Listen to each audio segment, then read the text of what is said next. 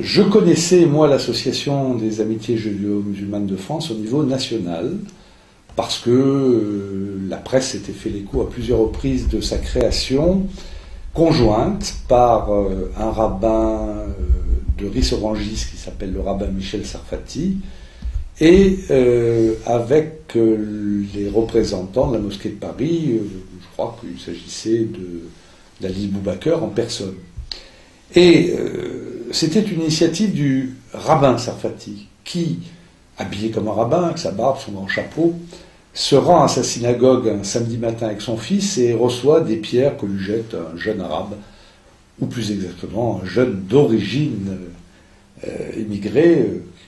qu'il identifie comme arabe et qui parle d'ailleurs arabe. Et le rabbin Michel Sarfati, venant lui-même du Maghreb, parlant l'arabe couramment, s'adresse à ce jeune en arabe, en lui demandant pourquoi ce jeune lui avait envoyé une pierre, et bien évidemment ce jeune n'a que peu de réponses à lui apporter, mais ça a fait réfléchir ce rabbin, qui s'est demandé pourquoi, tout simplement parce qu'il avait des habits qui le désignaient comme étant juif, un jeune issu de l'immigration, qui parle l'arabe, éprouvait le besoin de lui jeter une pierre, alors que ce n'est pas au Proche-Orient, et qu'il n'y avait aucune raison que l'un et l'autre, en leur qualité de Français, ou à tout le moins de concitoyens de la ville de Ris-Orangis, aient une dispute quelconque. Et c'est dans ces conditions qu'il a pris l'initiative de créer cette association, avec David Boubaker, donc le soutien de la mosquée de Paris, le soutien du CRIF, qui est l'organisation politique représentative des Juifs en France, et il a créé cette association nationale, dont il existe une antenne à Nice, qui a pour but de faire en sorte que les communautés juives et musulmanes se rapprochent par tout moyen. Et c'est dans ces conditions que lui a réussi à organiser des rencontres au niveau religieux. Il amène de jeunes juifs dans des mosquées, il amène de jeunes musulmans dans sa synagogue, et puis à l'occasion de ces rencontres, et c'est toujours pareil, il travaille avec la jeunesse, et il a raison, c'est la jeunesse qui permettra de dépasser les tensions des adultes d'aujourd'hui,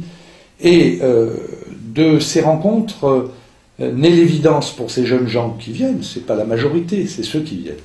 mais naît l'évidence qu'il y a beaucoup plus de choses qui rapprochent le judaïsme et l'islam que de choses qui l'en séparent. Lorsque le rabbin Sarfati reçoit une pierre, il la reçoit en qualité de juif, mais certainement pas en qualité de rabbin ou de croyant au judaïsme. Parce que qu'est-ce que ça peut faire aux croyants musulmans, à supposer que ce jeune soit un croyant musulman, qu'il ait une autre foi. Il n'aurait sans doute pas jeté une pierre au prêtre catholique, aussi bien avec sa robe ou avec son habit de clergyman. Ça veut dire clairement que, indépendamment des communautés sur le plan religieux, musulmans et juifs, c'est le conflit du Proche-Orient qui déborde sur la situation des communautés en France. C'est le conflit du Proche-Orient qui est tout sauf un conflit religieux, qui est un conflit national entre deux peuples. C'est ce conflit-là qui déborde et qui fait que tout naturellement, les musulmans s'identifient aux Arabes palestiniens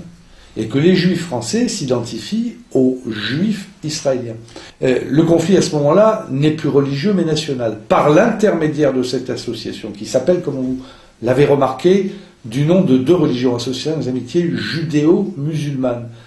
Mais l'association elle-même étant une association laïque, on cherche en fait à atteindre dans leur globalité les communautés arabes ou d'origine arabe, juive ou d'origine juive, chacun se définit exactement comme il veut, vivant en France, pour leur expliquer que de toute manière, leur faire comprendre que leur intérêt c'est le vivre ensemble, sous la bannière de la République,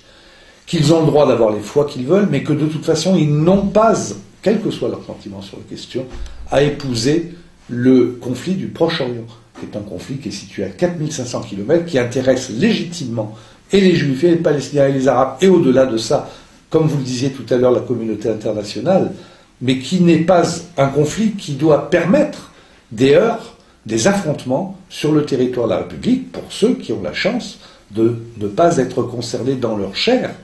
par ce conflit. Personne ici ne part à l'armée, ni en Israël, ni dans les brigades d'Al-Aqsa.